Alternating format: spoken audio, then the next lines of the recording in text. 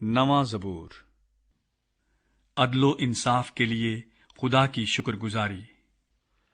میں اپنے پورے دل سے خداوند کی شکر گزاری کروں گا۔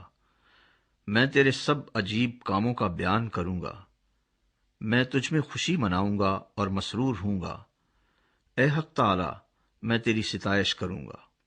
جب میرے دشمن پیچھے ہٹتے ہیں تو تیری حضوری کے سبب سے لغزش کھاتے اور ہلاک ہو جاتے ہیں، کیونکہ تو نے میرے حق کی اور میرے معاملے کی تائید کی ہے۔ تو نے تخت پر بیٹھ کر صداقت سے انصاف کیا۔ تو نے قوموں کو جھڑکا، تو نے شریروں کو ہلاک کیا۔ تو نے ان کا نام عبدالآباد کے لیے مٹا ڈالا ہے۔ دشمن تمام ہوئے، وہ ہمیشہ کے لیے برباد ہو گئے، اور جن شہروں کو تو نے ڈھا دیا ان کی یادگار تک مٹ گئی۔ لیکن خداوند ابد تک تخت نشین ہے، اس نے انصاف کے لیے اپنا تخت تیار کیا ہے، اور وہی صداقت سے جہان کی عدالت کرے گا۔ وہ راستی سے قوموں کا انصاف کرے گا۔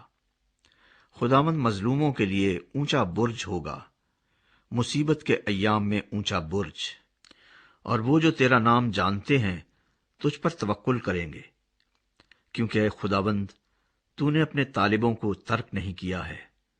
خداوند کی ستائش کرو جو سیون میں رہتا ہے، لوگوں کے درمیان اس کے کاموں کو بیان کرو، کیونکہ خون کی پرسش کرنے والا ان کو یاد رکھتا ہے، وہ غریبوں کی فریاد کو نہیں بھولتا۔ اے خداوند مجھ پر رحم کر، تو جو موت کے پھاٹکوں سے مجھے اٹھاتا ہے، میرے اس دکھ کو دیکھ جو میرے نفرت کرنے والوں کی طرف سے ہے، تاکہ میں تیری کامل ستائش کا اظہار کروں۔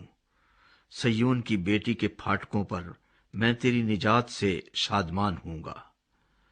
قومیں خود اس گڑھے میں گری ہیں جسے انہوں نے کھودا تھا، جو جال انہوں نے لگایا تھا اس میں انہی کا پاؤں پھنسا۔ خداوند کی شہرت پھیل گئی، اس نے انصاف کیا ہے، شریر اپنے ہی ہاتھ کے کاموں میں پھنس گیا ہے۔ شریر پاتال میں جائیں گے، یعنی وہ سب قومیں جو خدا کو بھول جاتی ہیں، کیونکہ مسکین سدا بھولے بسرے نہ رہیں گے، نہ غریبوں کی امید ہمیشہ کے لیے ٹوٹے گی۔